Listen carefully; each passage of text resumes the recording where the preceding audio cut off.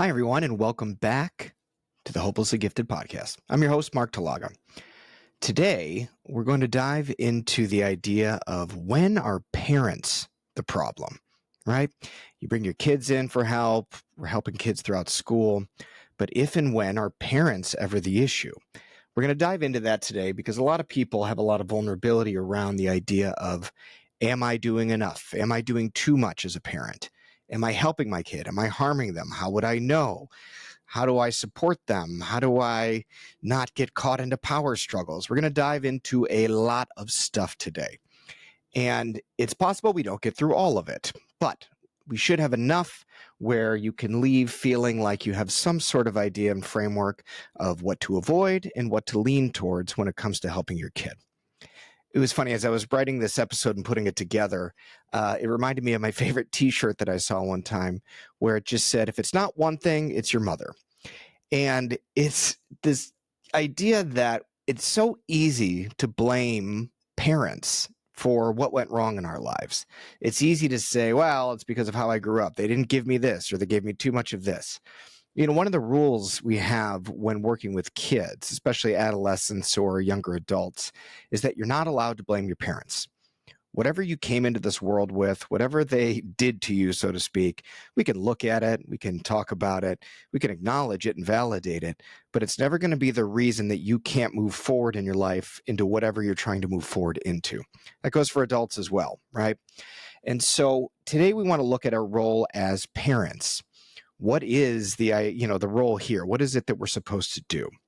So in sort of a big picture start, the idea is our job is to love these kids, support these kids, and help them become little people in their own right? We're trying to develop them into their own unique individuals of who they are. Part of that is learning about who they are as they get older. One of the common traps that a lot of people fall into without realizing it is we start to project onto our kids.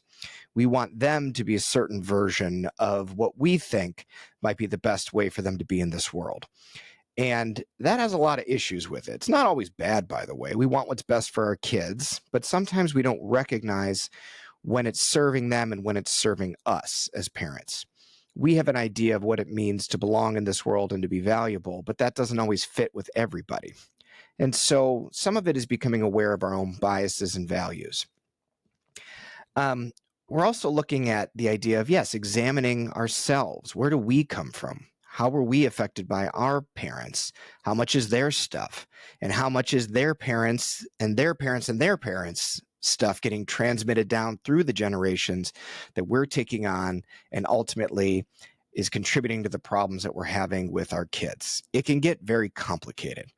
But the idea is the more we become aware of how we're influenced by our families and families of origin, the more we can better understand when things are patterns that are being repeated without any real conscious thought to it.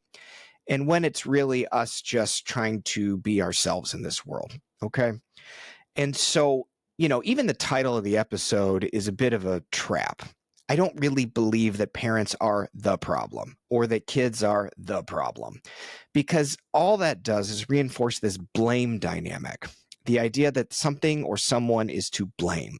And that's almost, if ever, the case.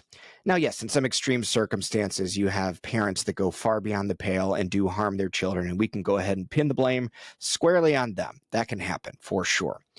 But even with that pain of something awful happening from parents, we still can't internalize what that horrific stuff was as who we are, right? We don't become our trauma. We don't identify and say, oh, that's who I am. I'm an abused child. And because the only problem with, well, there's a lot of problems with that, but the idea is when that becomes your identity, it becomes how you exist in this world, it becomes how you connect with other people. It's not really you. It's something that happened to you. And what I want people to take away from this is not necessarily relating to their own trauma or lack of trauma in their lives, but more to the idea that it doesn't matter on some level what you do, because your kids have to figure it out regardless. They're their own people. They have their own journey in life. And so the goal is to help them understand what that journey is and to not be the scapegoat or the punching bag for them to say, you're the reason that I can't do X, Y, and Z. We got to get you out of that dynamic because that doesn't really work. So the way I wanted to structure this episode was to go into some of the common pitfalls and traps that comes out of the dynamics that get created between gifted kids and their parents. The first one that came to mind for me was just a straight old classic power struggle. I want you to do this thing. You don't want to. I'm going to exert more power to try to get you to do it through either punishment or bribery or convincing you, and they're going to get more dug into the ground with their heels by saying, you can do whatever you want. I'm not budging, right? It's a terrible place to be in. Nobody wants to be in a power struggle. And the reason this exists is because you're basically missing something as far as what's being asked. It might be something simple. I need you to go brush your teeth. And they're saying, no, I'm not going to do it. You can't make me. There's nothing you could do. And we try to go to the logical consequences. Well, if you don't, then your teeth will fall out. Good. I hope they fall out. I hate my teeth. It's like no matter what you say, they're going to have a response to it. And so you try to exert and flex a little bit. Well, if you don't do that, then no screens for a week. Fine. Or they just blow up at that point and the meltdown ensues, right? And so why is this happening? Well, there's a million reasons it could be happening, and that's more where I want you to be. There's a common phrase that we tell to parents, get curious, not furious. And so when you're finding yourself in a power struggle, that's really step one. Can you find yourself and become aware, holy smokes, this is a power struggle. I'm getting upset. I'm getting stressed. I'm trying to bring the hammer down. They're fighting back just as hard. I need to pull the parachute and get out, right? So step one is recognizing when you're in a power struggle. Step two is the getting curious, not furious. What is really going on here? What am I missing?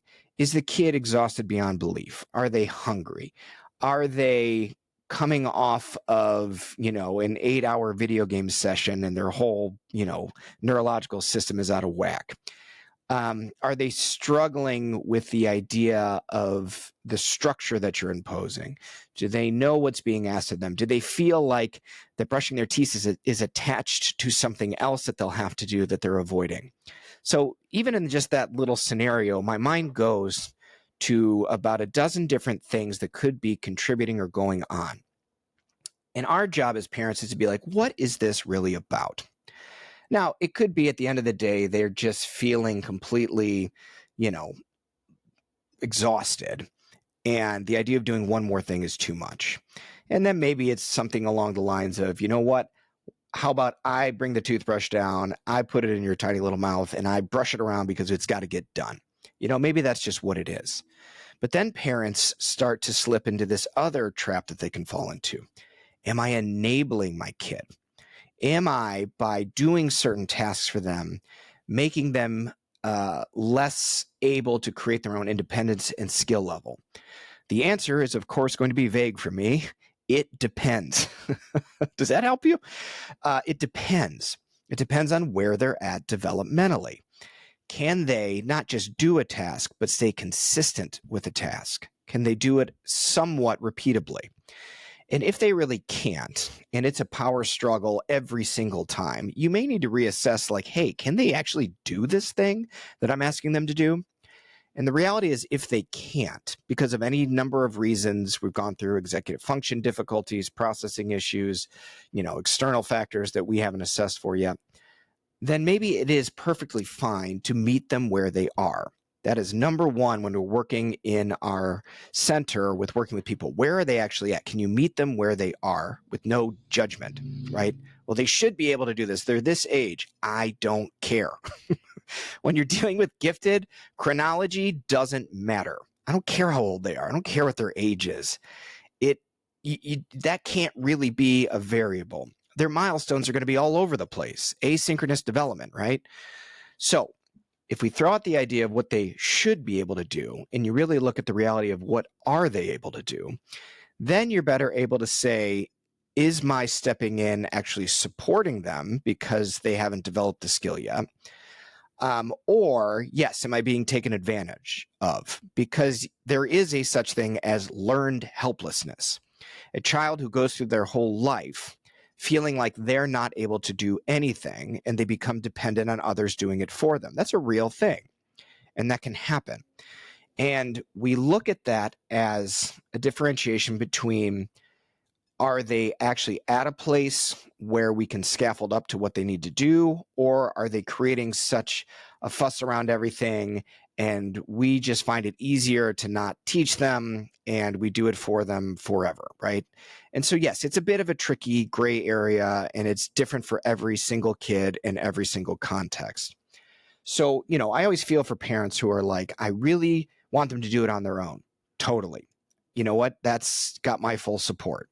But where are they really at? And do you need to introduce more scaffolding than you think? Because the idea is we're trying to avoid pushing for normal, right?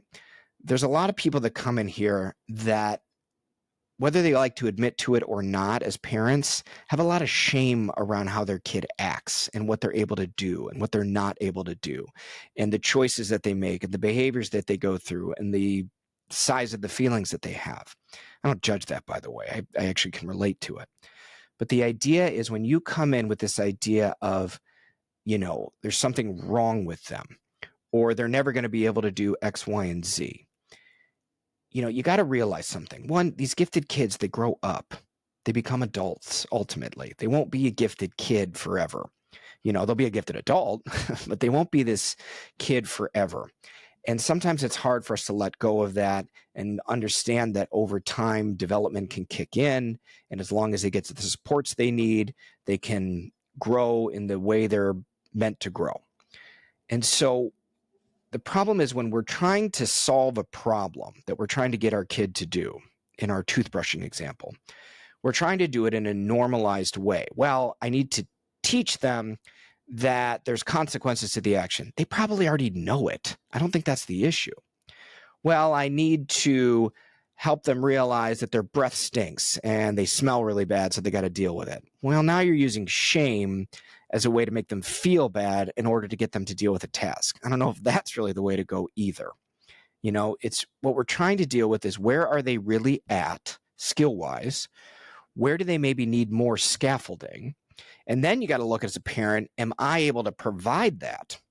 Because a lot of parents have all these great ideas of, okay, well, we'll do a checklist, or we'll do a visual chart, or we'll watch videos of kids going to the dentist to make them a little more comfortable with the idea, or whatever it is. But then they don't follow through on that. They start it for maybe a week, it works, and then it kind of falls off because things start to get better. That's a challenge in the parent's life. Can I stay consistent with it? Do I have the support I need to build this new structure and new scaffolding to allow certain things to happen in our household, or not? Then again, you're looking back at yourself. Do I have what I need? Where am I at in this process? Am I able to do this on my own, or do I need more help? And again, we're always looking at ourselves first, yes, of what am I missing? What do I need to do? How do I need to be? Do I have what I need in order to help my kid? So one of the most common analogies, and I'm sure I've used this on a previous episode, with parents, is explaining the idea of what happens when the oxygen masks drop down in an airplane. The instructions are clear. You put on your mask first, and then you help your child. The same thing goes for in life when we're raising kids as parents. Are we okay? Now, many parents fall into this common trap, and they've said it to me as bluntly as I'm going to say it to you. I'll be okay when my kid's okay. That's tricky, because on some level, there's truth to it, right? If my kid feels better and is acting better and feels a little more supported, I can breathe a sigh of relief. They're going to be okay. The problem is, when you as a parent are taking on so much of that stress and so much of that kid's dilemma of where they're at developmentally, the challenges they're facing in life, you're not really allowing that kid to experience what's going on. You're basically protecting them from it. And maybe for a time that's okay. But ultimately, it's that kid's issue. It's their dilemma in life. It's what they're going to have to face when you're not around anymore. And the more you keep it on yourself and don't help them be engaged in understanding that this is what they're really struggling with when they're age ready, of course, then the less they're able to really become aware of what they need in their life to move forward. And so that's, again, where we get into a little bit of learned helplessness. And so it is perfectly okay for you as a parent to say, I need to be okay first. But what happens if I take a vacation for myself with my spouse and my 20-year-old, burns the house down? They might. I don't think it's likely, but they might. But what you're dealing with is, I can't leave. I can't live my life because I've got to do all this stuff for my kid to make sure they're okay. Well, you got a bigger problem there.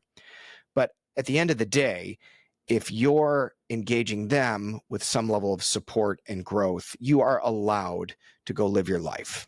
And that is okay. Because again, the key piece, I think, in all this that parents sometimes miss is, what do really kids want from their parents and for their parents? What do they really want?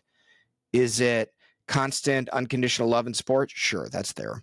Is it, stuff and things and money? Sure, that little bit of that. What they really want, though, at the heart of it, is for their parents to be happy. Are they okay? Are my parents enjoying their life? Because it's a little bit like, when they see that in their parents, they're not getting pulled into the codependency of trying to, manifest issues in their life to somehow unconsciously make things better for mom and dad. It's a little bit, there's a lot more to this that we're not going to have time to get into today, but that's the crux of it. And so if our kids see us living a life where we're being authentic with ourselves and being able to grow, which is not always easy, and it doesn't feel like there's always a pathway to that. I get that, by the way. I'm not saying it's a switch you flip. But if they do see that, they're more likely then to deal with whatever's going on with them. Okay. They're more likely to become aware of what their dilemmas really are, and not so much making mom and dad the issue. Because when they're making mom and dad the issue, they're deferring. They're what we call triangulating something else to avoid the real dilemma and challenge in their life. And our job as parents is to keep their dilemma on them, but be with them. The ideal is, you're in a room and your kid is telling you all the terrible things that have happened to them and all the struggles that are happening in life. And our pull as parents is to make it better, to fix it. And because we're more developed, our executive function is more online, we usually have a lot of solutions for what they should do. But what if you just sat there and said, that must be really hard to go through what you're going through, and to not feel like you have what you need to be able to handle it. Because then you're validating their feelings, you're with them, but you're also not taking it away from them as something you're going to solve for them. Okay. So yes, in certain more concrete things like the brushing the teeth example, yes, we may need to introduce scaffolding, realize where they're at developmentally, be okay with helping them until they build the skill. And in other cases, around the emotional depth of having, a tough time at school or facing the challenges of life, it's not about how we scaffold that specific thing, though it could be. It's more about how we stay with them while not taking ownership of their problems away from them. That's respecting the dignity of the human being that you have created, right? This is your little person, but they are also their own little person. They are unique in their own right. So the hard thing about all of this is, it all maybe makes sense intellectually. Okay, I kind of get what I'm supposed to do. But then you face the reality of life. I don't have any supports. I don't have anybody that understands me. I don't have anybody to relieve me. I always get a little jealous, I'll be honest, when I see, parents of other small children like, my wife and I have, where they're like, oh, we're dropping them off at, grandparents for the week. And I'm just like, oh, that's tough, because we don't really have that. My parents are in Illinois, Natalie's mom passed away, and then her father's in Florida, and family's scattered, and we don't have that level of support. But here's the reality. That's just what we got, I'm not going to, moan about it too long, because we have to figure out ways to get the support. And that's really the challenge, because it may feel hopeless. It may feel like there's nobody in my neighborhood. There's no family in my life. My spouse isn't helpful. I got nothing. That is a very common thing that exists for many people out there. And The hard part is when I'm working with them is to get close enough with them to validate enough that that is their struggle, to then be able to shift their focus onto, hey, maybe it's not about your kids right now. Maybe it's about getting what you need so that you're more okay. Where are your friends at? Where is your life at?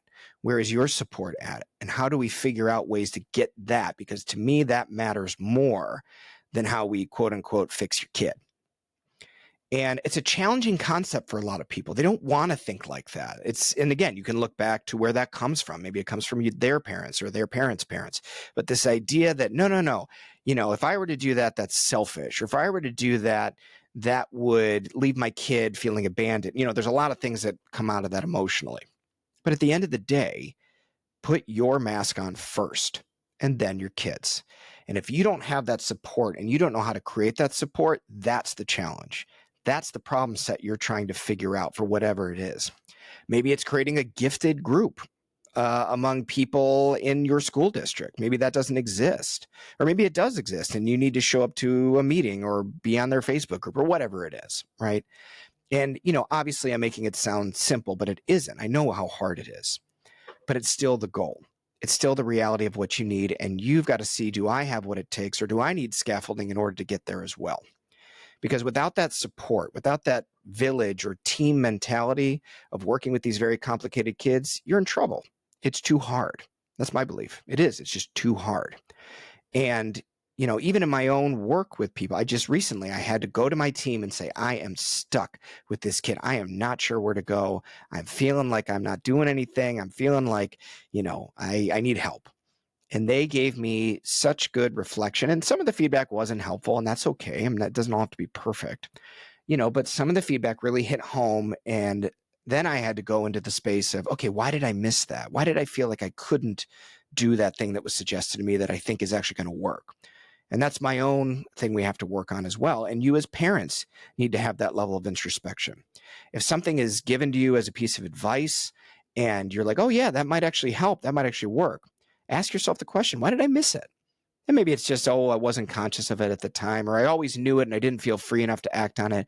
But those questions are important because it starts to open up the idea of how we're taught to be in this world, like what comes from society at large, what comes from our own families and families of origin that has been passed down to us that we've accepted as truth, but actually is in direct opposition to our real values and beliefs.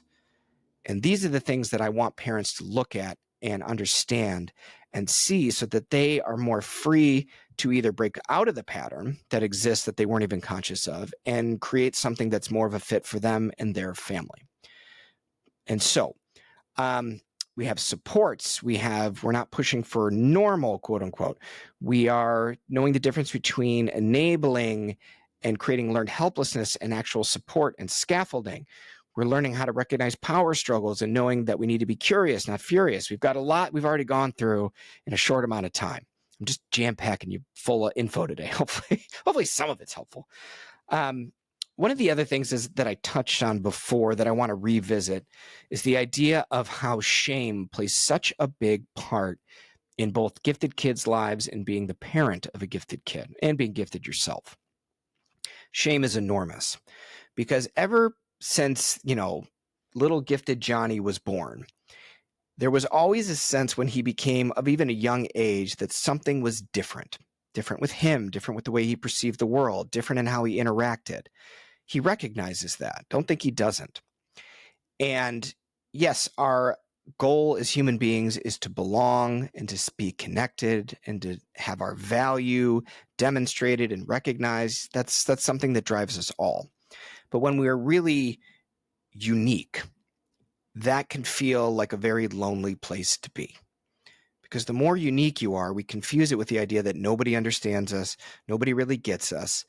And the way we need things to be has this sense of it's not okay. It's shame. And that shame binds us because then we start to try to push down a normative path of how we're supposed to be and what we'd like to be. We just want to be normal. You ever have a gifted kid that says, I'm not gifted, don't call me gifted. I'm not smart, don't call me smart. You know what they're really doing? They're trying to deny their true nature because it's too difficult for them to accept it, because they means they'd have to deal with the world in such a unique, different way that the challenge feels too heavy. I just want to be normal. The problem is you're not. You know what I mean? I'm not normal. I know that. I know that the way I see the world is different than most others. And it's not that I can't be related to other people and they can't relate to me. I'm not that far out of the norm, and nobody really is. I don't really believe that in any real sense, that people are so gifted and so profoundly unique that they can't be understood as human beings. I don't buy that for a second. And the people that propagate that or push for, oh, we're just different types of people and we'll never be understood. No, that's just pushing yourself towards madness. And so everything that is existing in that gifted kid's reactions to the world and experience of the world is rooted in human nature.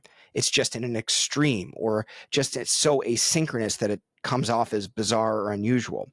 But it's all relatable, and it's all something you can connect to.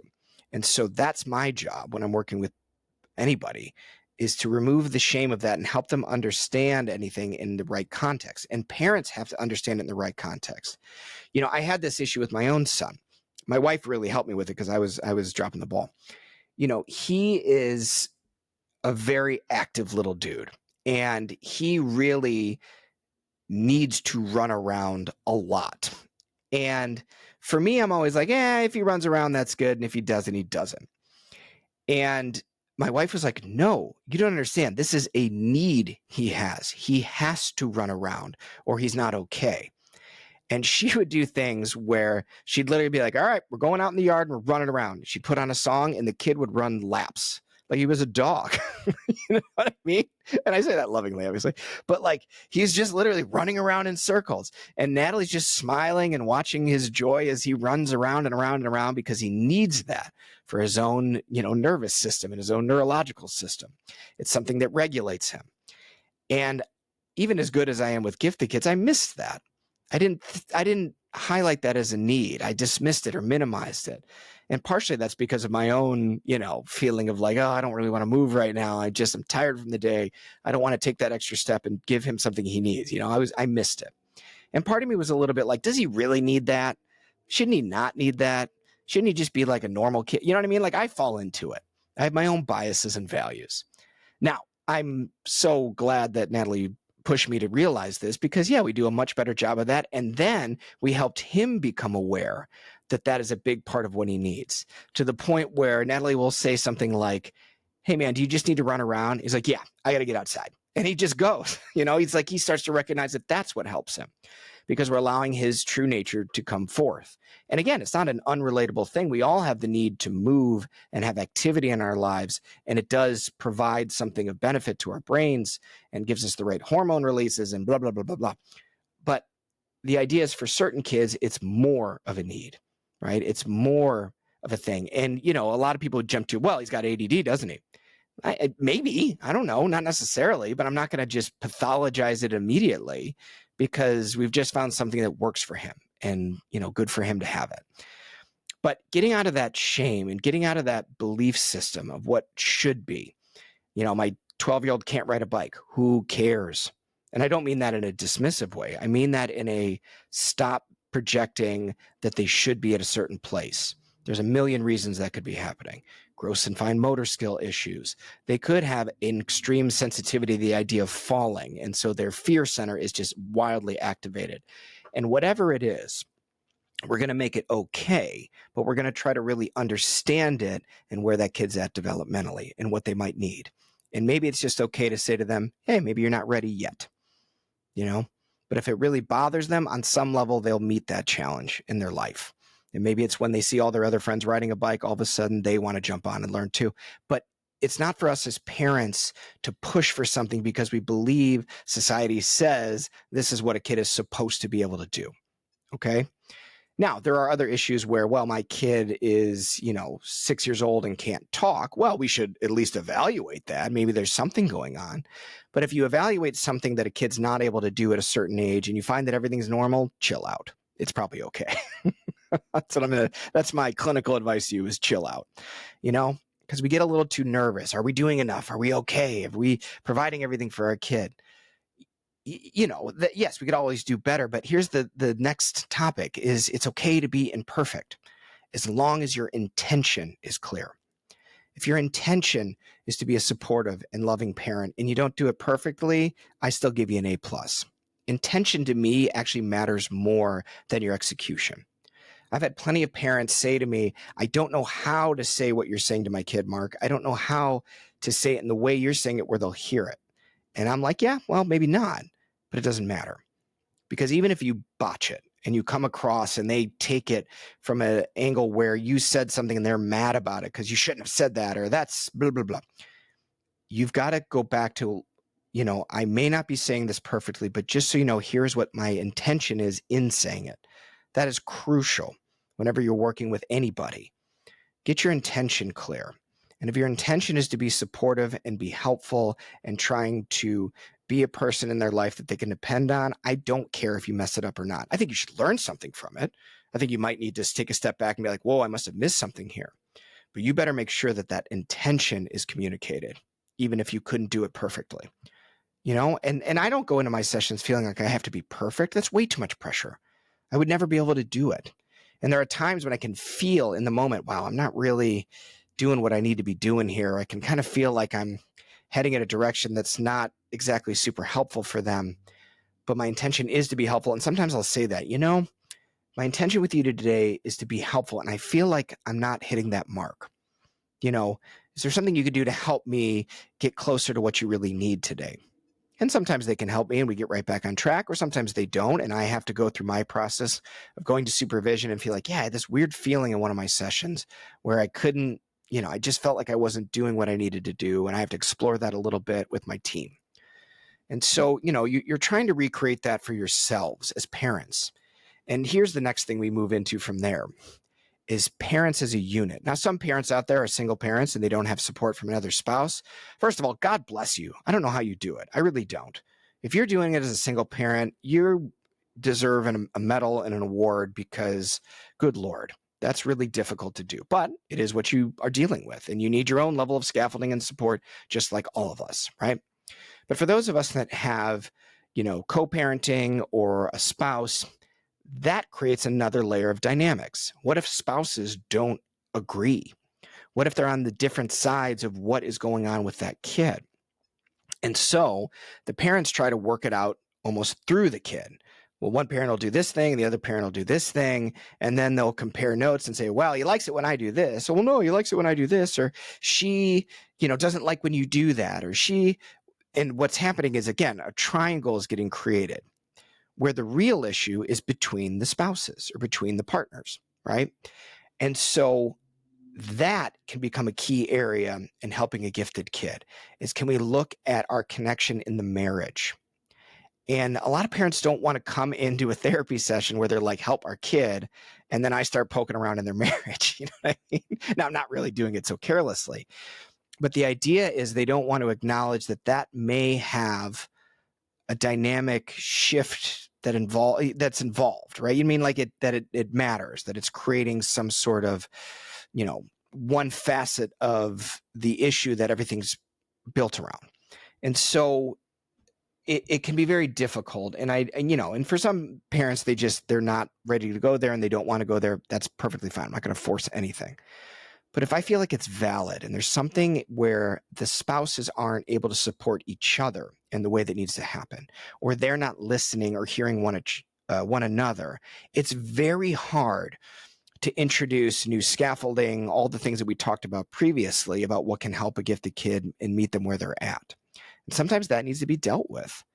And the entire point is, do you see how complicated it gets?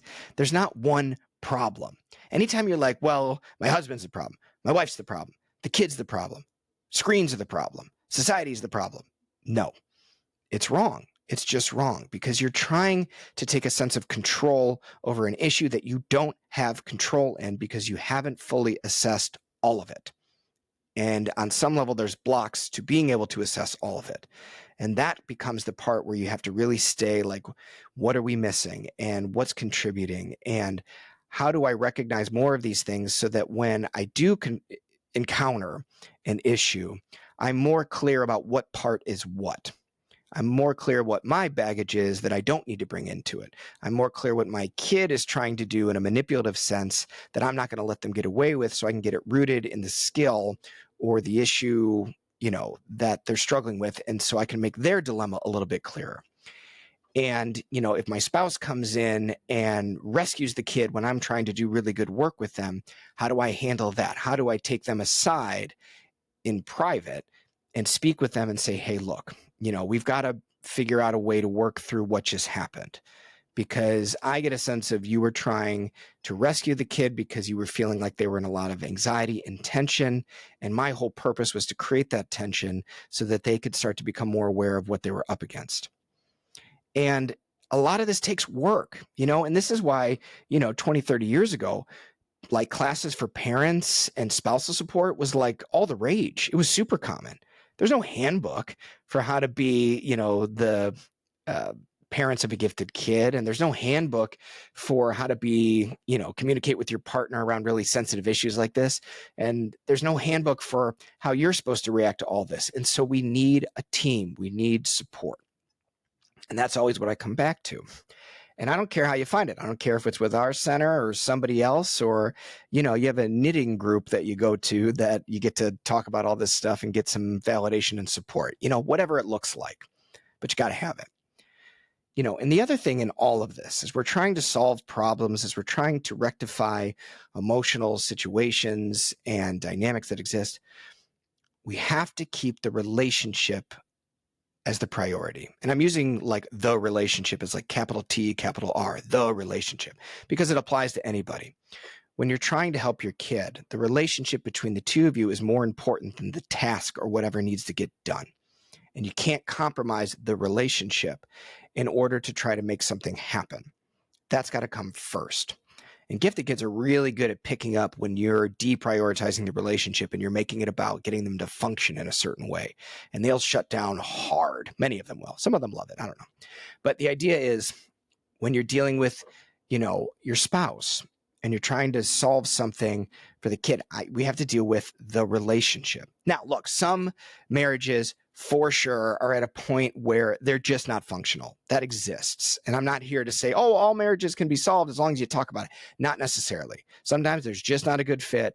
That happens. And, whether it's separation or divorce, I'm not here to judge anybody's situation, because it happens and it gets messy and it can get really, really messy.